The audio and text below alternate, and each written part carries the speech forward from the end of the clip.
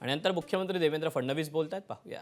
प्रमुख आखाडे आहेत त्यांच्या साधू महंत प्रतिनिधींसोबत एक बृहत बैठक आमची झाली।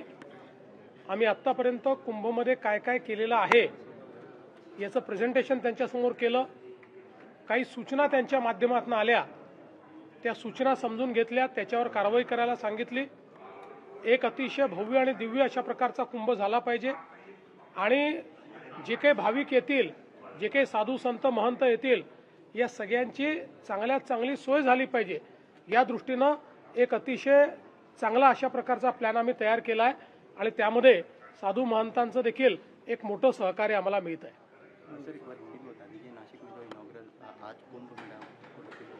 नासिक और त्र्यंबकेश्वर में जो कुंभ मेला संपन्न होगा, आज उसके लोगों का अनावरण किया गया और जो हमारे 13 प्रमुख अखाड़े हैं उन सभी अखाड़ों के प्रमुखों के साथ, साधु महंतों के साथ एक बैठक संपन्न हुई। हमने क्या क्या तैयारी की है इसका एक प्रेजेंटेशन उनके सामने किया। उनकी अपेक्षाएं क्या है वो उन्होंने हमें बताया, उसको पूर्ण करने का हमने आश्वासन दिया और अखाड़ों के साथ, साधु महंतों के साथ एक भव्य और दिव्य इस प्रकार का कुंभ मेला संपन्न करने का प्रयास हम लोग कर रहे हैं। नीट का जो पेपर लीक हुआ था उस मामले में नासिक से एक आरोपी को गिरफ्तार किया गया है, कैसे देख रहा है इस पूरे नीट मामले में? देखिए, इसमें सीबीआई जांच कर रही है। सीबीआई को पूरा साथ हमारी पुलिस देगी और मैं भारत सरकार का और विशेष रूप से जो नीट कंडक्ट करने वाली हमारी बॉडी है उसका आभार व्यक्त करना चाहता हूं कि उन्होंने इसको गंभीरता से लिया, क्योंकि हमारे जो बच्चे हैं वो इतनी पढ़ाई करते हैं और कोई पेपर लीक करे, ये बात बिल्कुल गलत है। हम ये चाहते हैं कि जिस प्रकार की कार्रवाई हो रही है उसमें नीचे तक जाकर जो जो भी इसमें इन्वॉल्व है हर व्यक्ति के ऊपर कार्रवाई हो, उसके लिए पूरा सहकार्य हम लोग करेंगे। पेट्रोल और डीजल को लेकर प्रधानमंत्री ने अपील की है, उसके बाद अपोजिशन लगातार टारगेट कर रहा है, कैसे देख रहे हैं प्रधानमंत्री की अपील को और अपोजिशन को क्या जवाब है? मुझे ऐसा लगता है कि जिस समय एक वैश्विक संकट की घड़ी होती है, उस समय अगर हमारे देश के प्रधानमंत्री कोई उपाय कहते हैं तो उनको सकारात्मकता के साथ लिया जाना चाहिए। हम लोग देख रहे हैं कि दुनिया के कई देशों की परिस्थिति बहुत खराब है। कई देशों में लॉकडाउन हुआ है, पेट्रोल के भाव 450-500 रुपए तक कई देशों में चले गए, 3-3 दिन पेट्रोल नहीं मिल रहा है। एक वैश्विक संकट की घड़ी में देश की अर्थव्यवस्था पटरी पर रहे, देश के सामने संकट निर्माण न हो, इस दृष्टि से कोई उपाय अगर प्रधानमंत्री जी बताते हैं, अगर अपोजिशन उन उपायों को अमल में नहीं लाना चाहता तो कम से कम उसका मजाक न उड़ाए। मैं ऐसा मानता हूं हर व्यक्ति की यह जिम्मेवारी है अपने अपने तरीके से इन उपायों को अमल में लाने का प्रयास सब लोग करें।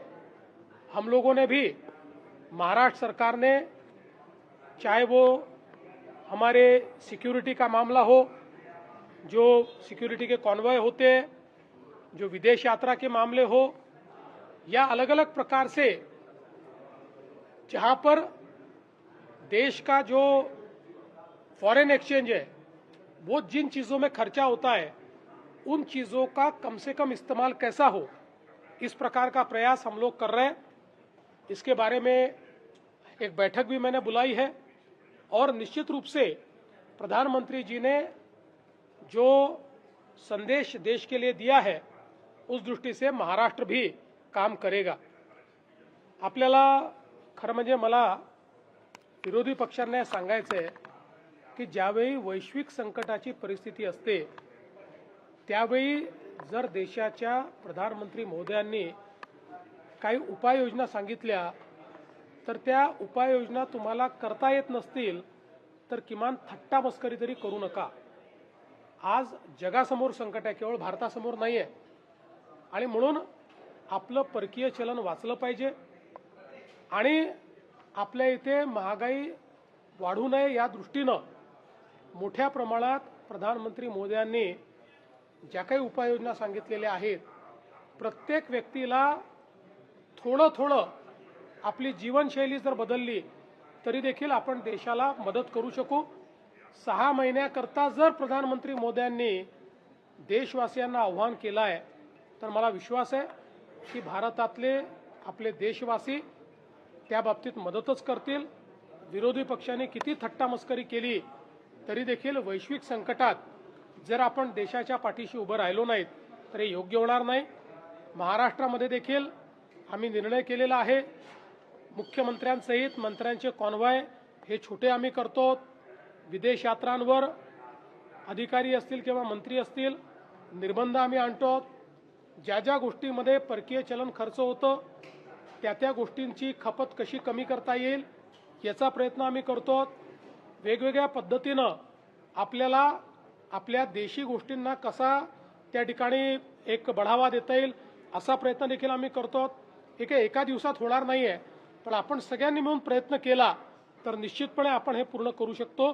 आणि केवळ 6 महिने जर देशाच्या प्रधानमंत्री मोदयांनी मागितले असतील तर तेही न देणं हे अतिशय अयोग्य ठरेल. नागपुर एयरपोर्ट के बारे में केंद्र ने फैसला लिया, क्या कुछ फैसला है और आने वाले दिनों में कैसे? मला अतिशय आनंद आहे की नागपूर एअरपोर्ट हा एक ब्राउनफील्ड एअरपोर्ट म्हणून नव्याने डेव्हलप करण्याकरता मागच्या काळामध्ये महाराष्ट्र सरकारने एक टेंडर दिलं होतं.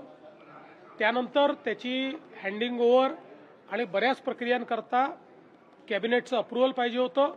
आज माननीय पंतप्रधान महोदयांनी मंत्रिमंडळाच्या बैठकीमध्ये त्याला मान्यता दिली आहे. त्यामुळे नागपूरलाही आता एक अतिशय सुंदर अशा प्रकारचं ब्राउनफील्ड आंतरराष्ट्रीय एअरपोर्ट हे तयार करण्याकरता मार्ग हा मोकळा झालेला आहे. मी माननीय प्रधानमंत्री मोदयांचे आभार व्यक्त करतो. नागपुर में नया ब्राउनफील्ड एयरपोर्ट तैयार करने के लिए जो बाधाएं थी उनको दूर करने का काम प्रधानमंत्री जी ने आज के कैबिनेट में किया है और अब इसका काम शुरू हो सकता है. मैं प्रधानमंत्री जी का आभार व्यक्त करता हूं. एक बहुत ही सुंदर इस प्रकार का भव्य इस प्रकार का ब्राउनफील्ड एयरपोर्ट अब नागपुर में भी बनेगा.